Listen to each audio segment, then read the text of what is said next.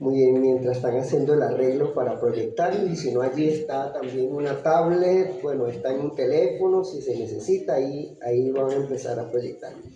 Bien, me siento feliz de estar con ustedes en esta mañana y sobre todo de hablarles acerca de un tema interesante porque tiene que ver con un clima bastante bonito donde se experimenta el frío, también el calor, donde hay montañas, hay ríos y todo eso me recuerda al país donde estamos. Así que ese hermoso paisaje está en las Sagradas Escrituras.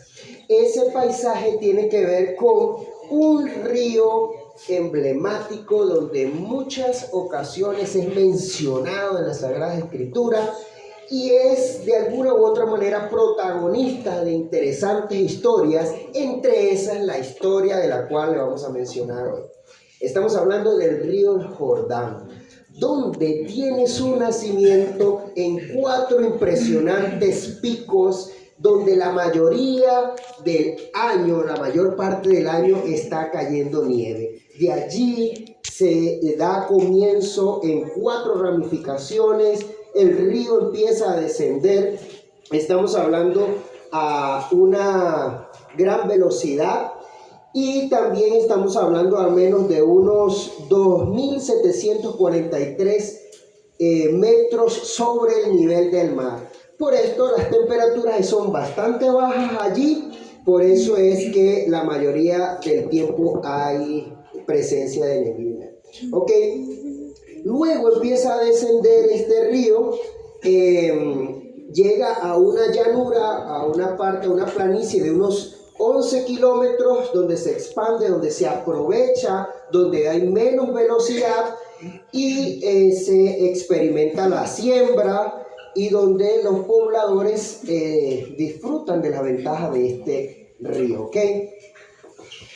Empieza a llegar al Mar Muerto y en esa llegada necesita entrar en un cuello que le ofrece resistencia y le da velocidad, tanto así que su agua se convierte en innegables, o sea, ya no puedes navegar por allí porque hay muchos remolinos en esa área, pues ya no es necesaria, sí, esa velocidad, esa fuerza, ese cuello de botella para que él pueda subir unos kilómetros y luego empezar a descender nuevamente. Allí es donde este río nos identifica con un cruce específico y habla acerca de la lectura que estuvimos mencionando al comienzo, ¿ok?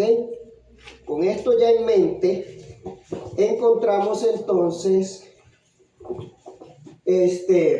nuestra lectura que está en Josué capítulo 3, verso 5, ¿ok? Allí este joven líder que ha aprendido mucho de liderazgo de Moisés, tiene la gran responsabilidad de seguir llevando al pueblo y cruzar este río, ¿ok?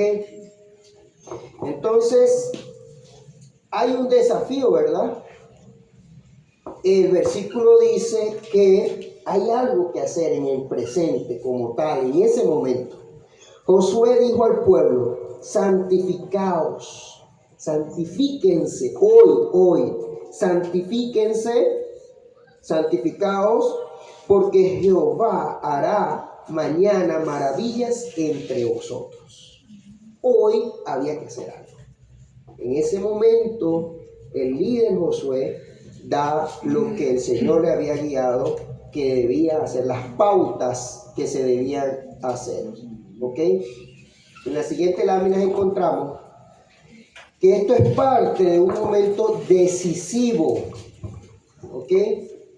Y estamos hablando de el pueblo que había por lo menos después de unos 40 años de travesía por el desierto, marcados por una disciplina divina, porque Dios acompañó al pueblo durante todo este tiempo. La presencia de Dios estuvo en todo ese recorrido y encontramos que el pueblo tenía que cruzar este río, o sea, tenía que enfrentar la prueba de cruzar. El río estaba crecido. La tierra prometida estaba al otro lado, solo había ese obstáculo, ¿verdad? En el Jordán. El Jordán era el obstáculo. Estaba desbordado. Humanamente el cruce era imposible. No había cómo cruzar. Pero el líder que estaba allí dio una orden. ¿Qué decía que había que hacer? ¿Qué dijo el versículo? ¿Qué le mandó a hacer al pueblo? Santificarse, santificaos, decía. Que tranquilos, que mañana Dios, ¿qué hará? Maravillas. Hoy hagamos lo que nosotros podemos hacer. Eso es lo que le dijo el líder. ¿Ok? Allí vemos. En la siguiente lámina encontramos que habían expectativas en la orilla.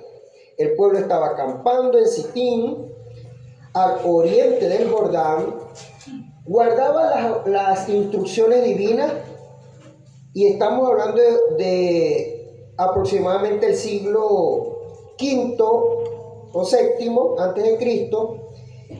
El liderazgo ya mencionamos que había pasado por Moisés. Ahora Josué tenía esta gran responsabilidad, ¿verdad? La fidelidad que había aprendido con su maestro estaba puesta a prueba delante del pueblo. Dos cruces importantes, pero un solo Dios protagonista de estos cruces. En la siguiente lámina vemos que el liderazgo por Moisés señala la salida de Egipto, la liberación de la esclavitud y el nacimiento como nación. Pero allí, en el río del Jordán, también vemos un liderazgo heredado por Josué y señala la entrada a Canaán, el cumplimiento de las promesas y el inicio de la herencia. Ambos cruces comparten un principio eterno. Dios abre lo que el hombre no puede abrir. La diferencia no está en el río, sino en la disposición del pueblo para obedecer. Recordemos el versículo. En la siguiente lámina encontramos que hay una estructura en el capítulo que tiene que ver con la preparación, santificación antes del milagro. Una preparación necesaria que el pueblo debía enfrentar. Había una dirección divina. El arca guiaba al pueblo y la presencia de Dios estaba en el arca. Y el tercer aspecto es la presencia sostenedora que permite que la tierra, el mar, el agua que estaba allí se abra y haya un cruce por la tierra seca. En la siguiente lámina, que en algún momento se va a pasar, encontramos entonces que esa preparación para el milagro, sin duda, está en nuestro versículo central.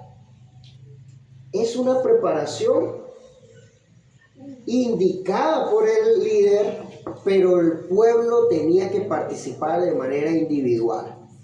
Tenía que consagrarse el pueblo.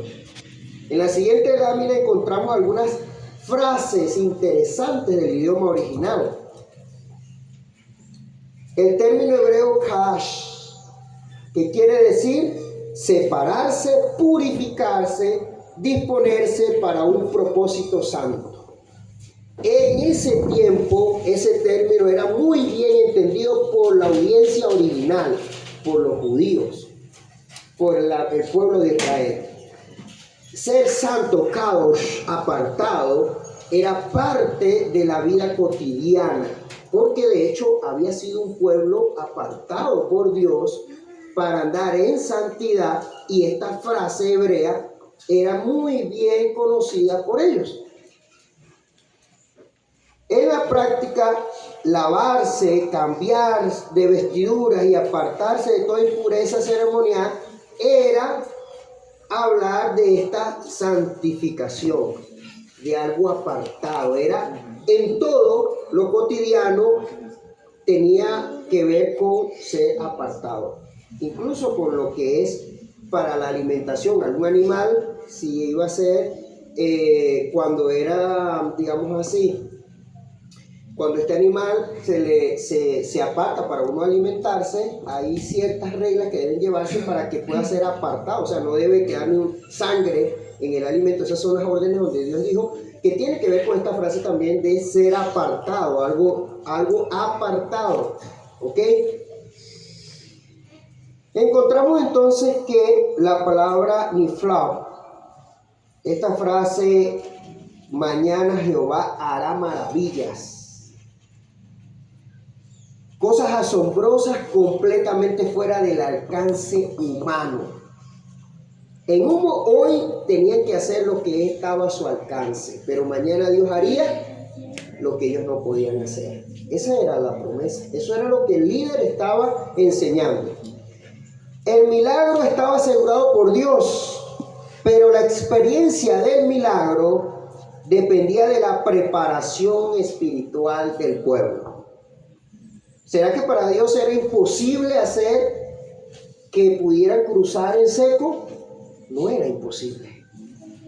Pero aunque para ellos era imposible, ellos necesitaban pasar por un proceso. ¿Okay? En la siguiente lámina vemos que la disciplina que nadie ve. Cuando en ese entonces la promesa apenas se estaba dando al día siguiente, cualquiera pudiera decir, poder ver una película y decir, wow, cómo cruzaron. Pero los detalles están en la obediencia del pueblo cuando el líder le dijo lo que tenía que hacer. Porque ya Dios podía hacer el milagro, pero el pueblo tenía que obedecer. En ese entonces, pudiéramos compararlo con alguien que se prepara para una carrera. Usted quizás ve las fotos que obtuvo el primer lugar y usted dice, wow, pero ¿qué hubo detrás de ese premio, de ese primer lugar? Hubo disciplina, hubo preparación, hubo constancia, hubo mucha práctica para poder ver la foto levantando el premio del primer lugar. La disciplina formó parte del milagro para cruzar el Jordán. Y el liderazgo simplemente orientó y el pueblo obedeció. Hay también en su tiempo, nosotros vamos a hacer algunas asociaciones con eso, vamos a poderlo ver. El segundo aspecto tiene que ver con la dirección divina. Lo vamos a ver en la siguiente lámina. Josué 3:11 dice, aquí el arca del pacto del Señor de toda la tierra pasará delante de vosotros. La presencia de Dios iba a estar con el pueblo, así como había estado durante 40 años en el desierto. No podía olvidarse que era necesario que la presencia de Dios, que estaba en el arca del pacto, también acompañara al pueblo al cruce del Jordán. Era necesario. Siempre el pueblo tenía claro que sin la presencia de Dios era imposible avanzar. Ese es el contexto real, avanzar con la presencia de Dios. En la siguiente lámina vemos que el arca es un símbolo de Dios que va adelante y tiene que ver con esa presencia, esa autoridad, como autoridad del Señor de toda la tierra, y que es capaz de abrir camino donde no hay. La población conocía de que Dios había creado a sus padres y estaba involucrada con esto porque de generación en generación se presentaba, había un cuidado por la genealogía. La semana pasada hablamos de que había una promesa que Dios le había dado a Adán en Génesis 3:15 y a Eva, donde le prometió que de su simiente vendría, de la semilla, del nacimiento, de su vientre vendría alguien que moriría y lastimaría o vencería la afectación del pecado. Que aunque este iba a herir su talón, sin embargo Jesús iba a herirlo a él en la cabeza, o sea, iba a ser vencedor. Entonces el pueblo conocía de una creación, conocía del poder de Dios, una acción que tuvo, que tomó al hombre y a la mujer del polvo, lo hizo, sopló, puso su espíritu en el soplo y le dio vida. La nación sabía que Dios tenía poder, que Dios era un Dios de lo imposible, que hacía milagros. El pueblo conocía que Dios es capaz de abrir caminos donde no hay caminos. Como en el Mar Rojo, en el desierto, cuando Dios guía, el camino imposible se convierte en un camino abierto. Encontramos un peligro de subir sin guía. Aquí cerca está un volcán, ¿verdad? Sí. Y entrar a ese volcán hay ciertas reglas. De hecho, no cualquiera puede entrar así nomás. Nosotros fuimos a tratar de entrar y hay cierto, antes para entrar tienes que ponerte en la página, registrarte, hacer y y todo lo demás, ¿verdad? No pudimos entrar a verlo, solamente vimos las cenicitas. Cuando estaba allí el año pasado, creo que era, que lo cerraron y en la carretera se veía la ceniza, ¿verdad? Solo allí, rasgos, pero no entramos. Me imagino que si eso es antes de entrar, porque yo no he entrado, quizás ustedes ya han entrado, me imagino que dentro hay más reglas todavía, mucho más. Si apenas esas reglas son para entrar, no cualquiera le va a provocar agarrar y llevarse un mecate y bajarla y descender a ver cómo es, hasta dónde puede aguantarlo, más cerca. Hay tantas reglas. Hay guías dentro que están atentos si algo pasa o no. Deben haber muchas indicaciones, deben haber, o sea, ¿qué peligro es que alguien venga y pueda entrar, que no haya las reglas correspondientes, que no haya esa guía? Muchos peligros hay cuando no hay guía. Encontramos entonces que antes de tomar decisiones importantes, bien sean familiares, espirituales, vocacionales, ministeriales, el creyente debe asegurarse de que Dios vaya delante. Cada decisión que el pueblo debía tomar en ese entonces debía tener la certeza de que Dios iba adelante. ¿Será que es diferente en nuestro tiempo? ¿Es diferente en nuestro tiempo? ¿Qué diferencia hay si aplicamos en este entonces el mismo contexto de tener a Dios como pueblo, que hemos sido llamados a formar parte de un pueblo con un mensaje distintivo, y que sea Dios el que vaya adelante en cada una de nuestras decisiones? Vamos a salir de casa, Dios dirige nuestros pasos, cuida nuestro vehículo, cuida el chofer que nos va a llevar, cuida el transporte que nos va a llevar, permite que podamos llegar con bien y que seamos de bendición donde lleguemos, que seas tú el que va adelante y permítenos también regresar con bien. Que en todo momento sea Dios el que va adelante. Vamos a comenzar una carrera, los jóvenes van a comenzar a estudiar. ¿Has puesto a Dios delante en tu carrera? ¿Lo has puesto? ¿Has tomado una decisión importante en tu vida y has puesto a Dios delante de esa decisión antes de tomarla? Es necesario poner delante a Dios. La decisión divina no es opcional, es indispensable antes de avanzar hacia nuevos desafíos. El tercer aspecto, y ya para llegar a la parte final, en eso encontramos que la presencia que sostiene el paso es nada más y nada menos la que nos muestra el versículo 17. ¿Qué dice Josué 3:17? Josué 3:17. Alguien que lo pueda leer, por favor. Pero los sacerdotes que llevaban el arca del pacto de Jehová permanecieron firmes sobre el suelo seco en medio del Jordán, hasta que todo el pueblo acabó de pasar el Jordán y todo Israel pasó por el cabo de seco. 3:17. ¿Cómo permanecieron ellos? ¿Cómo permanecieron? Firmes.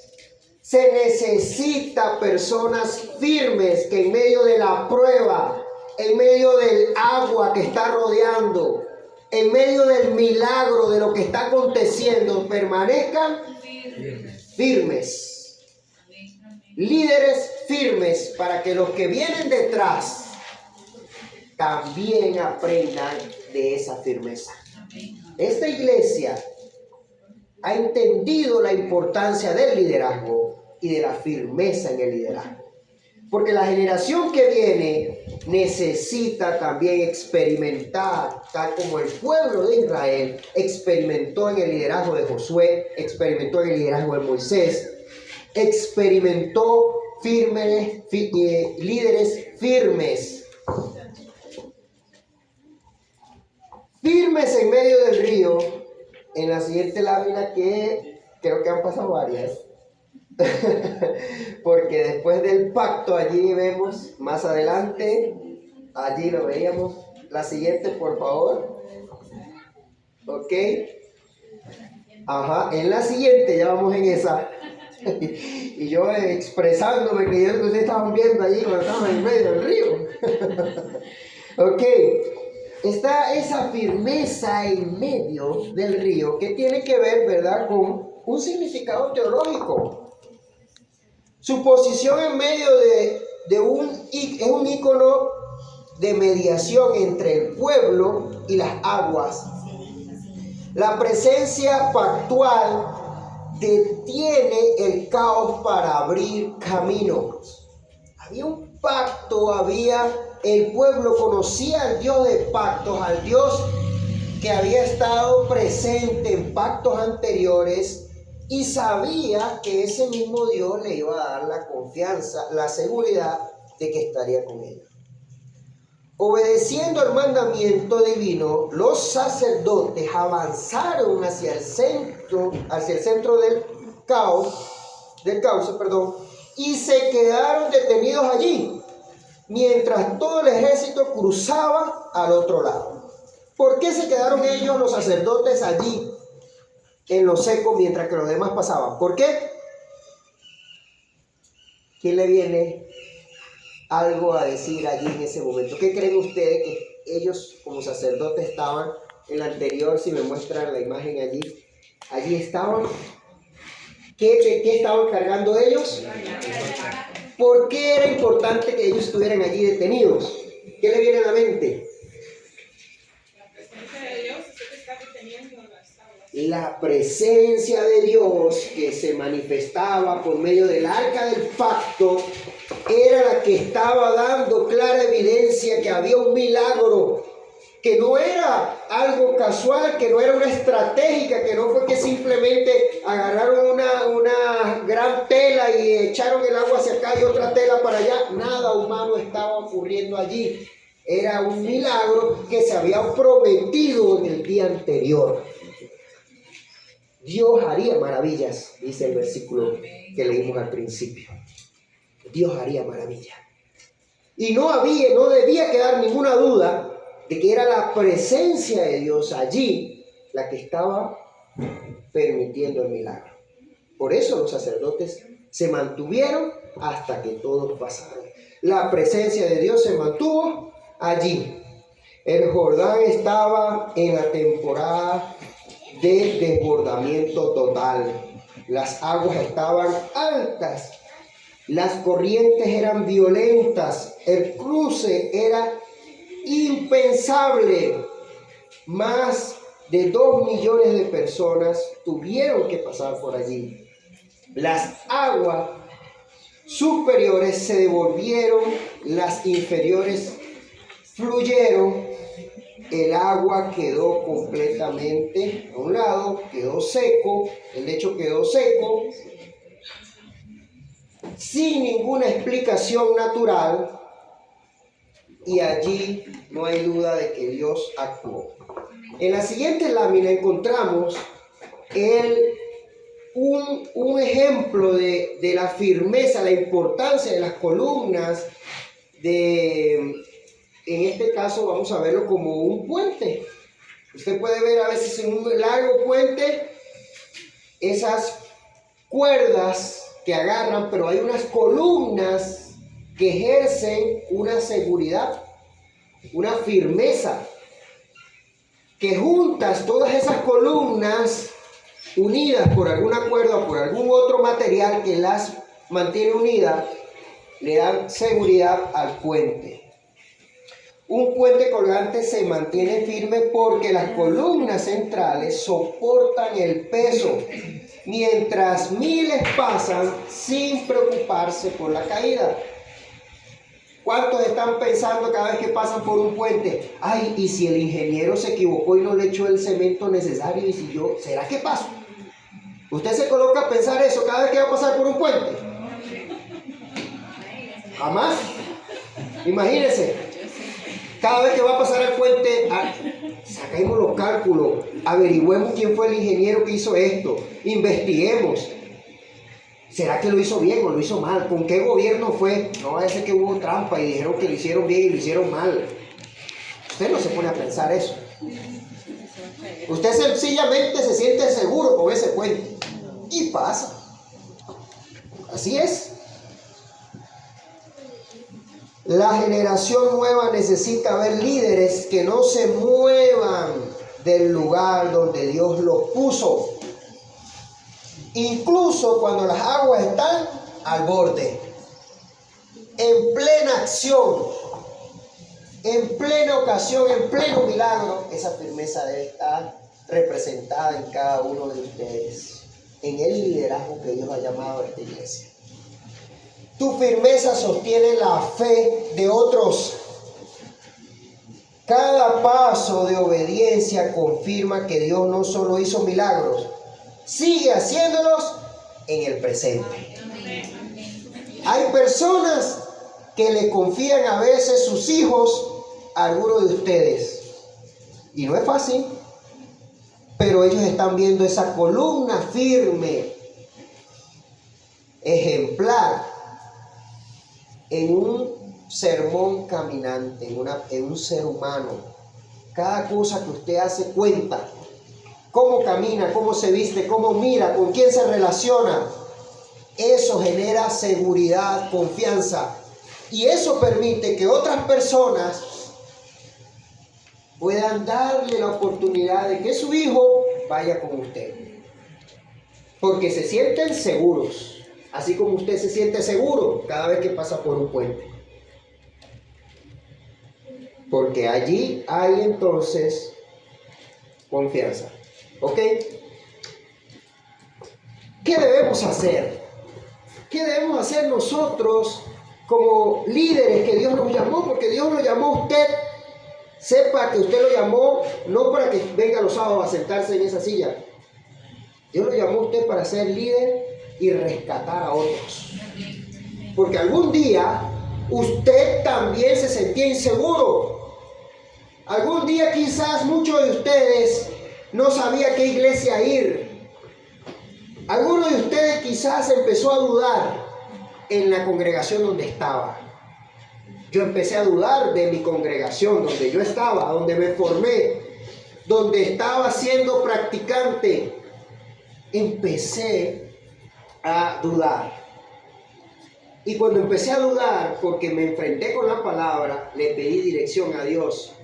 Y Dios me mostró que llegara a esta iglesia. Tú necesitas también mostrar a otros. Dios no te llamó por casualidad desde la juventud. Si Dios te llamó desde la juventud, Dios te llamó a ser un líder como Josué. A mis 17 años entré a esta iglesia donde me burlaba antes de los que predicaban. Pero Dios me mostró que no debía continuar allí. Y me mostró en sueños que algún día estaría predicando su palabra. Aunque me burlaba de los que predicaban, llegaría a ser uno de los que predicaría su palabra. Y Dios cumplió su propósito. Dios es fiel. Dios necesita que tú confíes también en Él. Déjate utilizar por Dios. Sé parte del liderazgo que Dios te ha colocado. Sé valiente. Y por eso el llamado es: ¿te quedarás en la orilla? Si me ayuda con la siguiente lámina.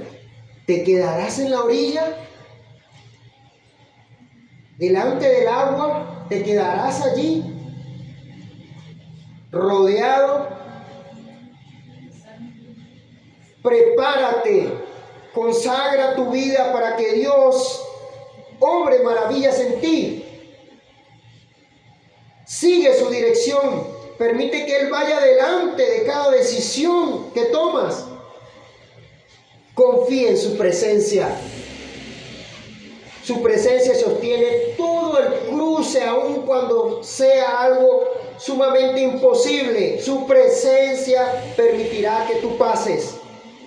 Dios no te llama a ser fuerte, te llama a ser obediente.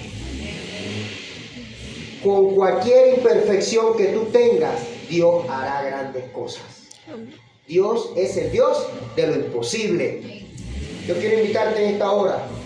Si tú crees en lo que dice la palabra, crees que Dios puede ayudarte a pasar cualquier sea tu Jordán, cualquier imposible que parezca, ponte de pie en esta hora, en el nombre del Señor. Si has creído realmente en que Dios puede hacer el milagro tal como lo hizo en aquel tiempo, si es el mismo Dios de aquel entonces, yo quiero pedirte que al cantar el himno, confiando en el liderazgo y en los jóvenes que vienen, porque Dios es un Dios ordenado, de generación en generación, Dios nos pide que seamos responsables, que no nos olvidemos por los que vienen, por nuestros hijos, por nuestros nietos, por la generación que viene. ¿Me ayudan a entonar el himno, por favor? Y luego de esto vamos a orar. Himno número 609. Oh jóvenes, venid.